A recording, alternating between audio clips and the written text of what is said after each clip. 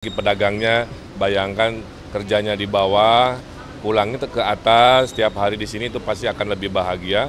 Ya, rekan-rekan media, alhamdulillah pagi ini saya datang ke Pasar Induk Kramat Jati ini yang luasnya 18 hektar, melihat dan mendengarkan curhatan dari pedagang ya, yang mayoritas ingin masalah persampahan diselesaikan, kemacetan yang mengurangi keramaian juga diselesaikan, sambil saya melihat tempatnya sangat baik sehingga kita bisa ramaikan, salah satunya dengan konsep membangun hunian di atas pasar untuk rakyat ya, apalagi pedagangnya, bayangkan kerjanya di bawah, pulangnya ke atas, setiap hari di sini itu pasti akan lebih bahagia dan seiring dengan program dari Bapak Presiden.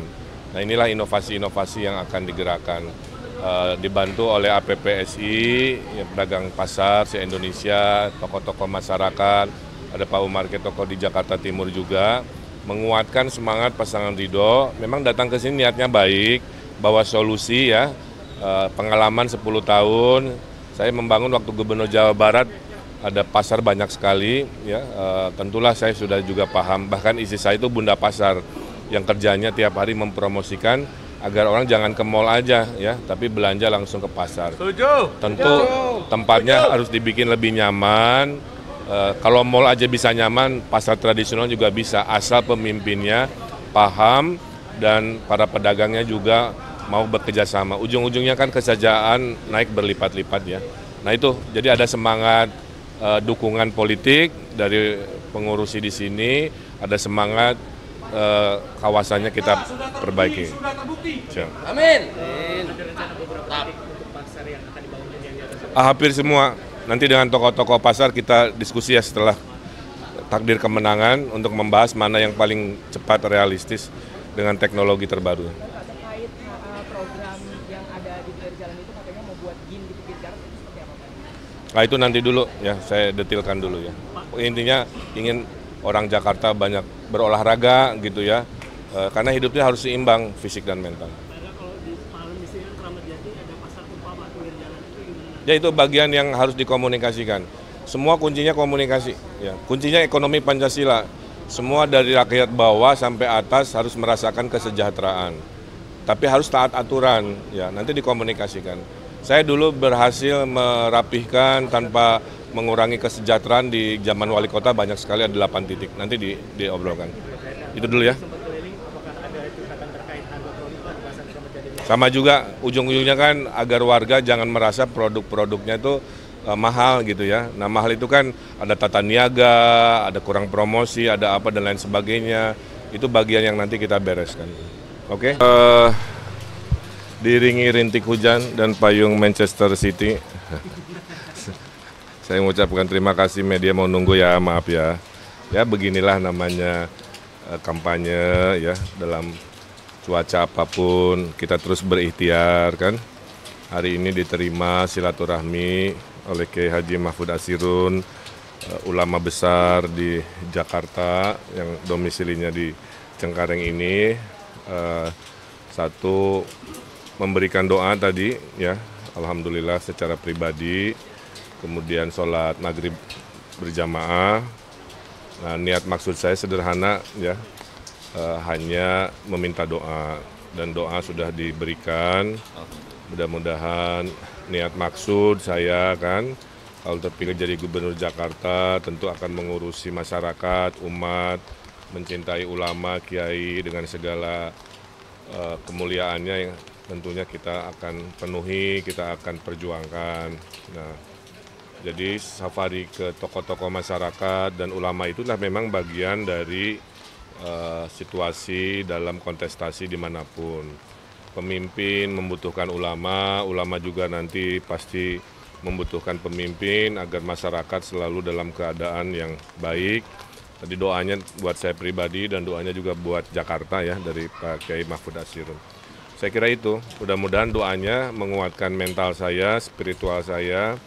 Di sisa waktu kurang lebih mungkin 10-an hari lagi ya, kira-kira kita bisa memaksimalkan apa-apa yang menjadi tujuan, dan tentu berharap Ridho menang dimudahkan dan bisa menang satu putaran. Ada aspirasi nggak Pak dari pihak Pak Kiai?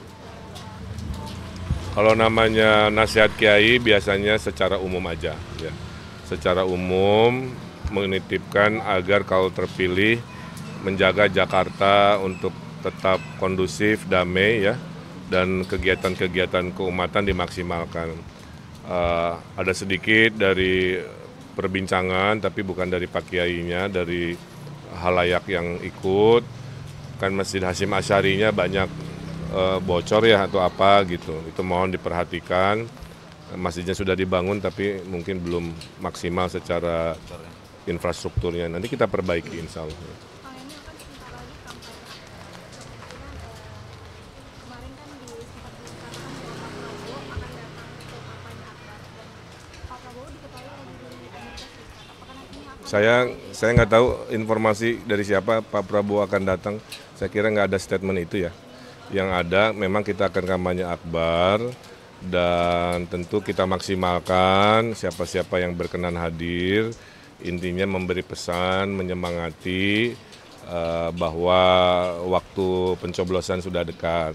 Masalah siapa datang tidak datang pastilah menyesuaikan dengan ketersediaan waktu dan presensi dari tokoh-tokoh. Saya kira nggak sampai ke level Pak Prabowo. Ya. persiapannya apa? Udah oleh tim, ya. Saya paslon nggak terlalu diberitahu teknis ya, lebih kepada ya pokoknya siap semangat agar maksimal dalam kampanye akbarnya. Kang Emil tadi ada kecelakaan di tol Cipularang ya Kang Emil? Ya, saya sangat sedih mendengar, melihat videonya, saya lihat juga ya. Kalau tidak salah 8 orang meninggal, belasan mobil. Oleh saya turut berduka cita yang mendalam ya atas kejadiannya, turut prihatin, berduka kepada mereka yang berpulang. Mudah-mudahan keluarga yang ditanggalkan diberi kekuatan, menitipkan ke pengelola jasa marga gitu ya, untuk selalu mengingatkan mobil-mobil khususnya yang muatan berat, karena rata-rata kita pantau ya, banyak kecelakaan itu datang dari kendaraan-kendaraan yang besar gitu. Nah ini harus jadi, karena nyawa itu satu saja udah luar biasa kehilangan dan kerugiannya apalagi banyak. Jadi harus ditegaskan oleh pengelola tol untuk memastikan kendaraan laik, dan juga kepada pemilik atau perusahaannya juga harus diberi ketegasan. Kok bisa kendaraan yang tidak laik beredar begitu saja dan akhirnya ini terbukti mencelakakan warga kita yang kita cintai.